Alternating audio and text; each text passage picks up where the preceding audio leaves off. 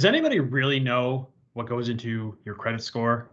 We know it's important, but what does it really do? How does it affect our lives?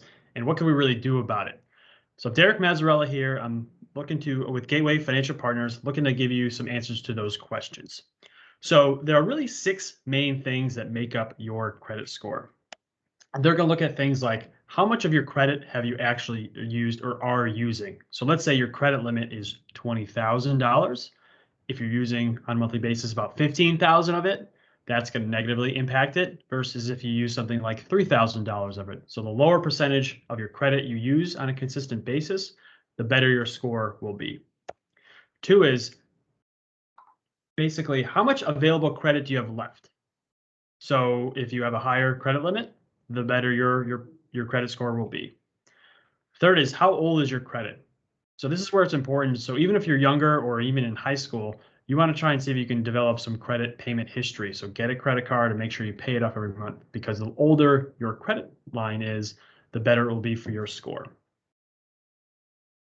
How many new accounts are you opening? So you're always going to Old Navy and opening up and getting a credit card to save 10% on some hot pants. Maybe that's not necessarily the best thing for you. How many hard inquiries do you have into your credit? So how many people are really looking at your credit, whether that's a bank or mortgage or buying a car? The more inquiries you have, the worse it is for your credit score. And finally, how many on-time payments are you making? So this is where it's really critical to consistently pay your credit card on time, because that will affect your credit score. The more on-time payments you have, the higher percentage of on-time payments you have, the better your score will be. All right, so that makes up the elements of your credit score. But how does your credit score really affect your life? Like, what does it really do for me? It's usually going to come into play with loans. So whether you're buying a car, or the big one is really taking out a mortgage. So let's look at you buying a house. Let's say you're taking out a $300,000 mortgage payment. You're going to pay it for 30 years. How does your credit score impact your interest rate? So shout out to Tracy Williams at Norcom Mortgage for giving me these numbers. So basically, a 740 credit score would give you a baseline interest rate of 3.125%. Now, these other numbers, interest rates, will vary a little bit, but these are kind of the average in between median numbers of these credit scores. So for example, you have a credit score of 720, your rate would be 3.375.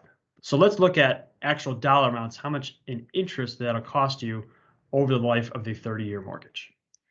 So with a high credit score, you're going to be expected to pay about $162,000 in interest over the 30 years.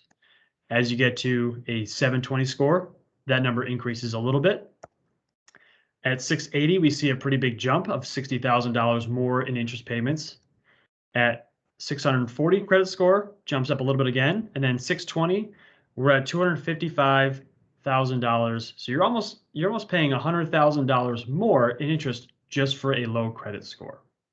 So always try and work on the things that you can improve. Maintain your credit score, monitor it, and make sure you make those on-time payments and build a good credit history. Derek Mazzarella, Gateway Financial Partners. Let me know what questions you have.